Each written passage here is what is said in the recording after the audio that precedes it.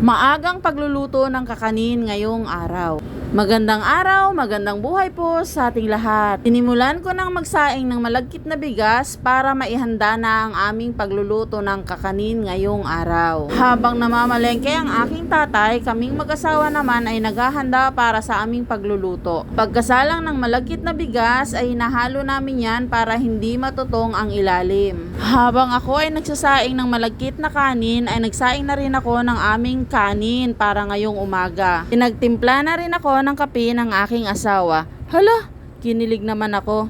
Thank you, Nick. Pagkadating naman ng aking tatay ay agad naman naming inintindi ang mga lulutuin namin. Ay siya, pangiti-ngiti pa ang naglalaib ng dahon ng saging. Habang abala ang lahat, ako naman ay magluluto ng aming ulam. Magpiprito ako ng manok para sa ulam namin ngayong araw. Naglagay lamang ako ng tanglad, sibuyas, bawang, buong paminta at asin. Nilagay ko na din ang manok at pakukuluan ko yan para pamprito mamaya.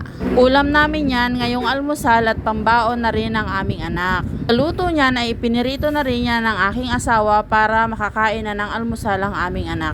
At ako naman ay naghahanda na ng paggagawa ng lanera para sa pagluluto ng aming bibingkang malagkit para mamaya. May katagalan talaga ang pagluluto ng bibingkang malagkit, kaya sulit na ang inyong pagbili sa amin sa halagang 150 pesos, may bibingkang malagkit ka na. Niluto na rin ng tatay ko ang sauce ng aming bibingkang malagkit para mamaya ay nakahanda na ang aming mga gagamitin. Hinanda ko na din ang baon ng aking anak para sa kanyang pagpasok sa school. Tapos niyan ay inihatid na rin ng aking asawa sa school ang aming anak. Malapit lang naman yan dito sa amin. Kahatid niya ay inintindi niya na rin ang pagluluto ng aming bibingkang malagkit. Siya talaga ang nakatoka sa pagluluto ng bibingkang malagkit.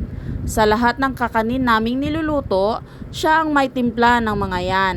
Namana niya ang husay ng pagluluto sa kanyang nanay, kay Nanay Ina. Bata pa lang kasi siya nang matutong magluto ng kakanin dahil isa siya sa mga anak ni nanay na kasakasama sa pagluluto ng mga kakanin. Kaya hindi nakapagtataka na masasarap ang aming mga kakaning niluluto ngayon. Kasalukuyang nagluluto ng kakanin ng aking asawa, ako naman ay gumagawa ng box ng aming kakanin para gagamitin namin mamaya pagkatapos magluto. Inayos ko na ang mga box na aking mga nagawa para pag may bumili mamaya ay may maibenta na kami sa aming mga mamimili.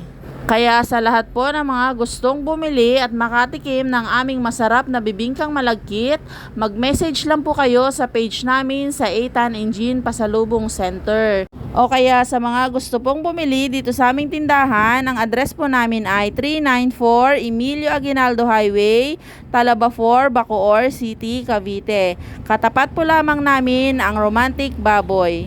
Sa mga nagtatanong naman po kung ilang araw ang inaabot ng aming kakanin, yan po ay nagtatagal ng 2 to 3 days. Pero pag hindi nyo po naubos, pwede nyo po siyang ilagay sa inyong mga chiller para po mas tumagal pa. Pag iinitin nyo naman po, pwede naman po kayong gumamit ng oven toaster or microwave. Saktong-sakto din po sa mga OFW po natin na gustong magdala sa ibang bansa, pwede po yan. Ang gagawin nyo lamang po ay freezer po muna ninyo bago po ninyo ibiyahe para mas ma-preserve ang kakanin. Mabibili po lamang yan dito sa Eitan Engine Pasalubong Center.